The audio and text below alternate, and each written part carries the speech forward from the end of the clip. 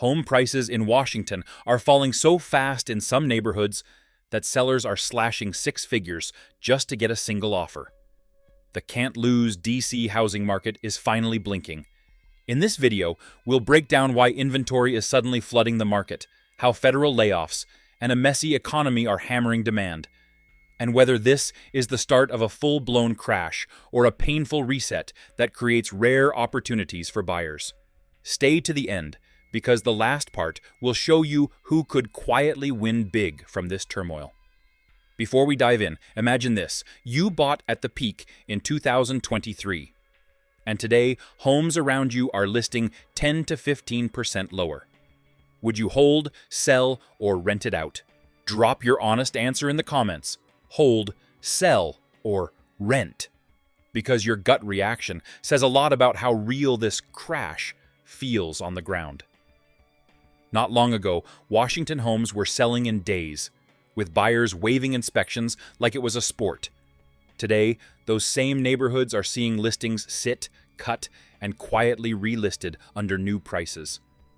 What changed? Mortgage rates jumped, buyers maxed out their budgets, and the DC is always safe belief started to crack.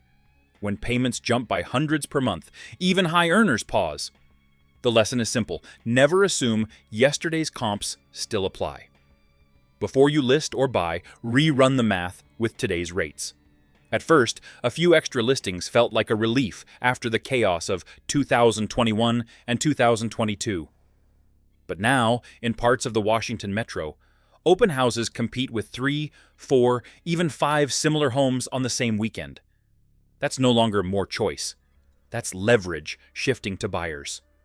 Sellers who price for last year's peak quickly discover they're just helping nearby homes look like a deal. Stale listings send a loud signal. If you're selling, price to be the best value on day one, not after 3 painful cuts. In most cities, a round of layoffs hits a few companies. In Washington, federal cuts and contractor downsizing ripple through entire zip codes. One week you feel secure, the next, your project is paused, and your overtime disappears. People in that position don't rush to upgrade to a bigger mortgage. They freeze, save, or even list before things worsen. When thousands think this way at once, demand quietly evaporates. Jobs fuel mortgages. If your income depends on government work, build a bigger cash buffer before stretching for a home. A government shutdown doesn't just stop paychecks. It jams the entire housing machine.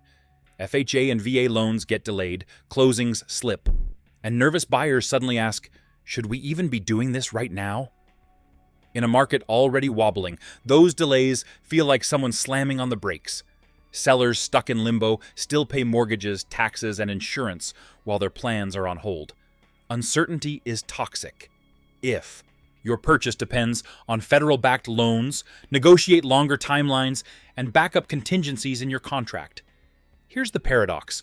Washington flaunts high median incomes, yet many renters and first-time buyers are drowning. Rents eat half a paycheck, car payments chew another chunk, and suddenly there's nothing left to save for a down payment. Landlords face higher insurance, taxes, and maintenance, so they push rents up, feeding the cycle. When everyday people can't afford to live near decent jobs, demand starts to fracture. Affordability always bites back. Track your housing, debt, and savings ratio monthly. If your housing costs exceed 30% of income, hit pause before upgrading. On paper, median prices might only show a small dip. But inside the listings, you see the truth. Price reduced, seller credit available, motivated seller, bring offers.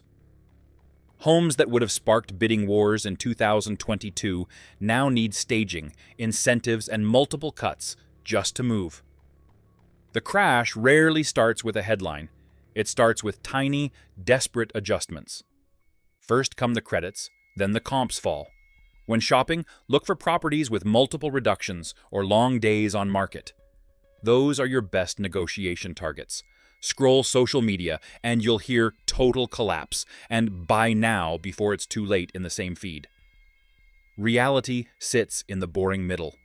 Sales are slowing, inventory is climbing, and prices are bending, not yet breaking, across much of Washington. This feels less like a cliff and more like a long, uncomfortable staircase down.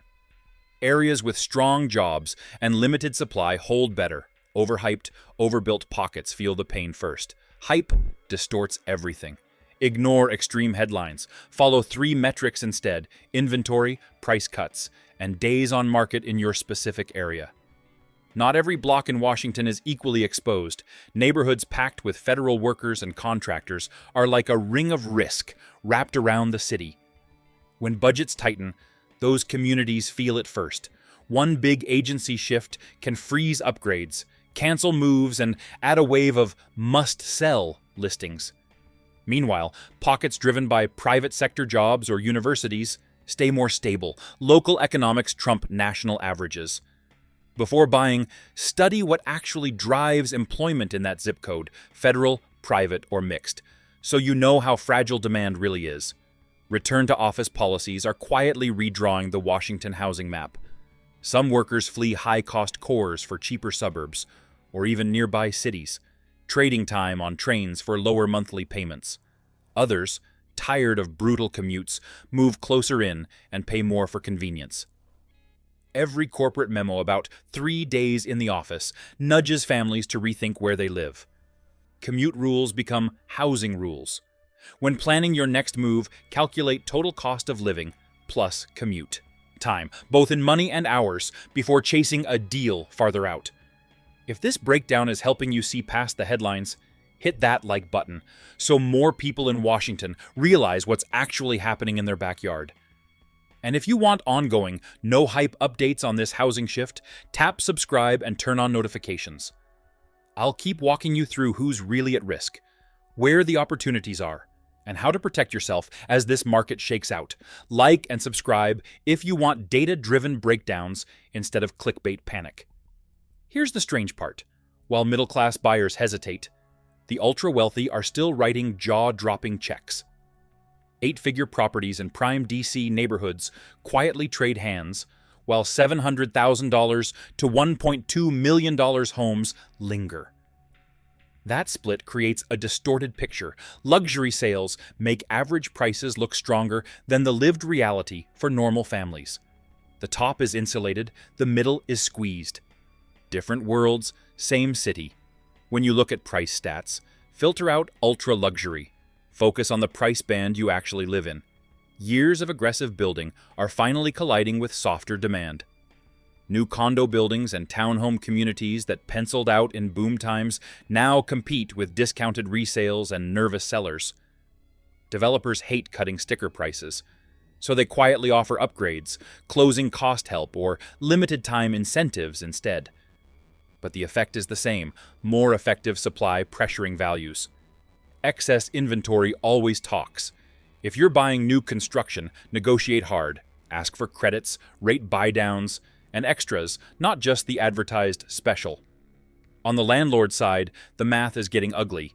Higher insurance, rising property taxes, and maintenance costs are chewing through margins, while some tenants are behind on rent or asking for breaks. In the boom, small investors assumed rents will always rise. Now, a single vacancy or repair bill can wipe out months of profit. Over-leveraged owners with thin reserves are the first to fold or sell at a discount. Cash flow is the oxygen. If you own rentals, stress test your numbers at lower rents, higher costs, and longer vacancies before the market does it for you.